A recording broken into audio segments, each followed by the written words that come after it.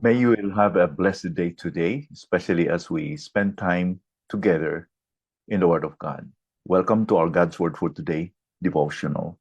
Let me read to us our text in Mark chapter 5, verses 21 to 24, and then we will jump to 35 to 43. This is the story about the healing of Jairus' daughter. And the admonition from the Word of God today is do not fear, only believe. Let's not fear, but we have to trust God. Let me read Mark chapter 4 or Mark chapter 5, verse 21 to 24 and verses 35 to 43.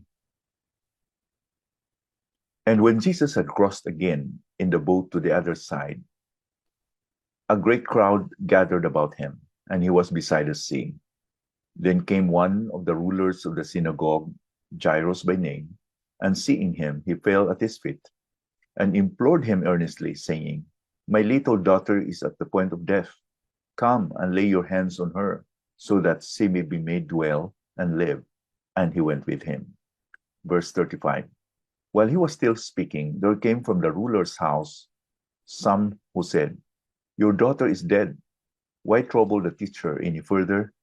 But overhearing what they said, Jesus said to the ruler of the synagogue, Do not fear, only believe. And he allowed no one to follow him except Peter and James and John, the brother of James. They came to the house of the ruler of the synagogue, and Jesus saw a commotion, people weeping and wailing loudly.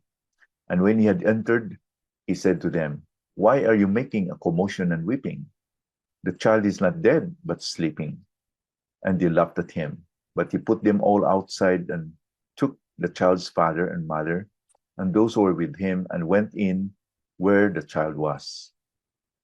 Taking her by the hand, he said to her, Talitha Kumi, which means, Little girl, I say to you, arise. And immediately the girl got up and began walking, for she was 12 years of age. And they were immediately overcome with amazement. And he strictly charged them that no one should know this, and told them to give her something to eat. Do not fear, only believe. I hope that our day will be filled with this reminder that we need not to fear whatever challenges and hardships we will face today. We just trust that God is in control. When Jairus, the synagogue ruler, approached Jesus, when he learned that Jesus was coming from the other side of Galilee, he went to him, and in much desperation, we can just see here a father was very desperate. His daughter was dying. Who should not be concerned? He loves his daughter so much. So he implored Christ to come. But while he was still speaking, somebody from the place said, Your daughter is dead. Why trouble the teacher any further? So the reporter just insinuated that it was useless to bother the teacher. It was kind of respect that don't waste the time of the teacher because your child is dead. Means that there's nothing much we can do but to embrace the reality that she is dead and she will not be alive again. Now we ask this question, how did Jairus feel with such news? So he was expectant that Jesus will be there, though his daughter was dying, but Jesus was with him while they were on the road going to their house. Somebody met them with this sad news: your daughter is dead. His expectations just melted. It was so devastating, I believe. It seems Jesus was a little too late. The amber of hope was beginning to fade. There was no hope anymore. Then Jesus, overhearing their conversation, assured him, Do not fear, only believe. So it was Jesus who assured Jairus, Do not fear, only believe. Yes, there are times in our lives that we cannot understand, and it seems that we are pushed into a place and a situation where there's no way out. There is no hope at all.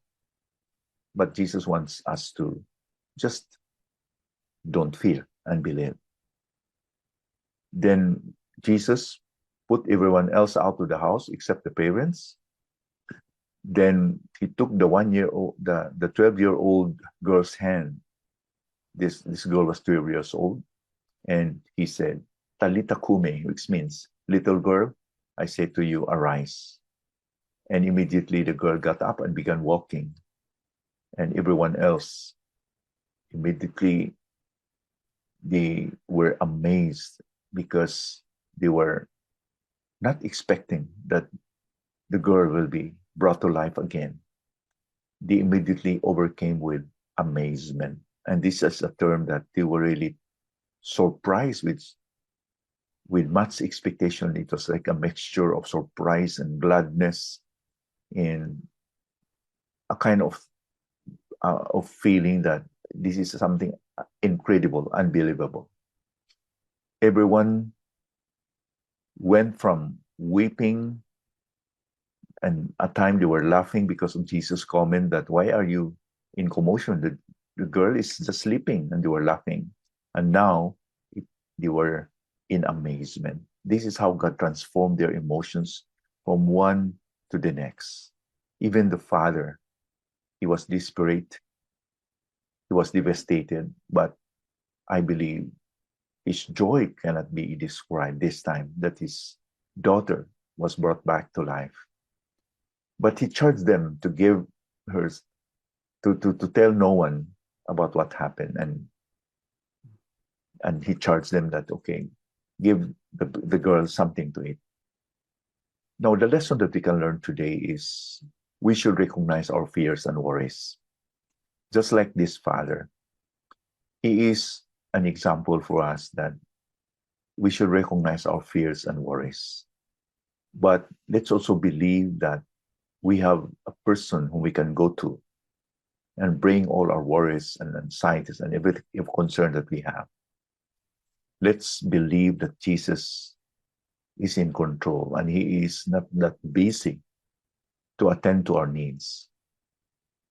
And let's not also believe that there's such thing as late in Christ. There's no such thing as Jesus is late. Remember the story also when Jesus brought back to Lazarus to life. Mary and Martha, the two sisters, also blamed Jesus a little bit when they said, "Lord, if you have been here, our brother should not have died." They think that it was too late. But the same story. Lazarus was dead, this girl was dead, but it brought more glory to the name of the Lord Jesus Christ, that he was able to bring back a dead person alive. In other words, there is always hope in Christ. When we are overwhelmed with circumstances that seem so hopeless and we are so helpless, our resources and our abilities are just nothing in comparison to the challenges and difficulties that surround us. Yet we can always hope in Christ. There is always a little light at the end of the tunnel. Let's be transformed from our fears and hopelessness and sadness into see that God really is in control. And we will be awed and be amazed that our God is a glorious, powerful, sovereign God. Let's worship our God because he is this God. Jesus is a divine person who can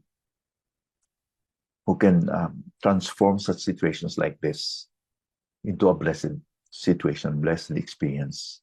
I don't know what is your situation right now, what's bothering you, and you seem unable and you don't have the power and ability to approach to and solve these problems, and you don't need to. Yes, we will try our best that we can, but there are really situations in our lives where we cannot. But we have to believe, we have to pray and commit everything to the Lord, because Jesus said, "Call unto me and I will answer you, and I will show you great things which we know not." Let us pray. Father, thank you that you have provided us this story, written the scriptures for us to be encouraged that you are the God who can do the impossible. And there's no such thing as late in you, late in the Lord Jesus Christ, because everything is under your control. Father, thank you for encouraging our hearts today. There might be some challenges and difficulties that we face today, and some who are watching our podcast, listening to our audio, are maybe experiencing hardships and difficulties in life. Lord, let it be that your word will remain in their hearts to encourage them today. In Jesus' name we pray. Amen.